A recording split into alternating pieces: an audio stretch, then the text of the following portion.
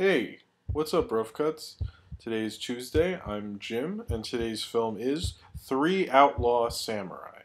These three peasants, all farmers, were being taxed pretty heavily by the magistrate. And they haven't had very good years on their farms. They can't really afford to keep paying him these ridiculous taxes. So they kidnap his daughter to basically start negotiating lower taxes. While they've kidnapped her daughter, a samurai walks in, who is just a lone samurai, a lone wolf, a stray dog, if you will. He just kind of walks in and finds these peasants who are holding the magistrate's daughter captive as a negotiating tactic. And he's just kind of there laughing at it at first, but then he eventually gets involved because he really kind of believes in what these guys are doing. They actually have a petition.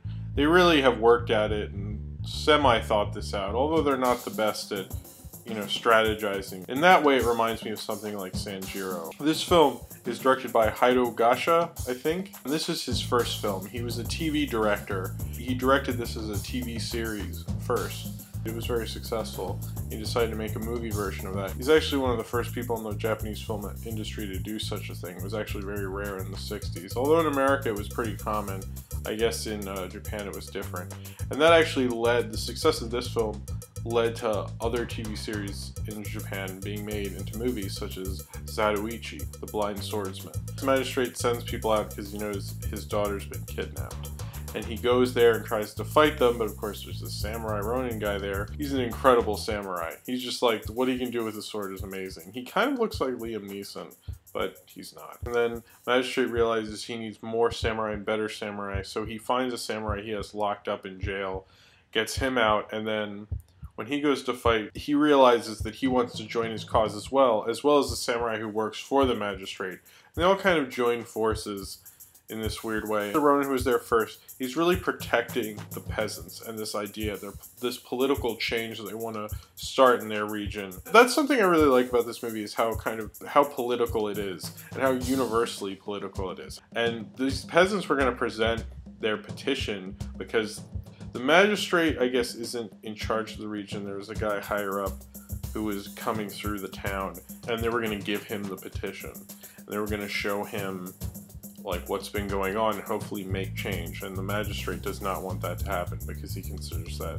an incredible embarrassment. The camera work in this movie is so striking, and the framing in this movie is just incredible. But I can't imagine that this guy was really a TV director the way he shot this. This is shot like a motion picture. You know, there's a lot of TV directors that go into movies and you can tell, and it's just like, looks like a sitcom or something, and you're like, why is this even a movie? It doesn't look like a movie. It's not shot like a movie. In this film, I just think it would be pretty amazing to see on the big screen, you know. And the fight sequences, they do these amazing tracking shots when these samurais were like knifing down all these other samurais with swords. I feel like I have seen quite a few, but I don't know a ton about samurai films.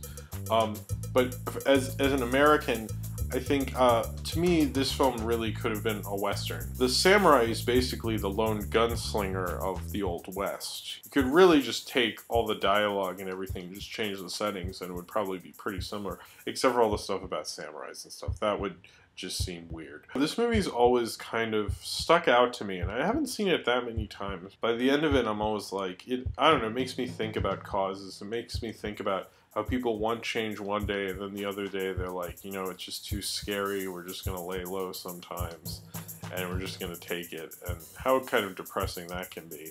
It has some epic sword fights, and if you like samurai movies, I think, you know, you don't really need to read into the politics to enjoy it. I think it works very well as just a samurai movie, but it has so many layers to it. Thank you very much, Rough Cut viewers, for watching.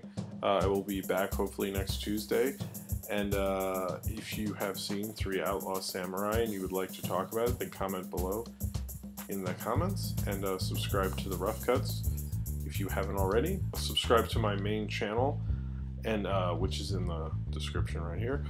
Follow me on Twitter, Tumblr, and potentially VHX, and follow Earl Barrett Holloway's Tumblr, who did the drawing at the beginning and end of this video.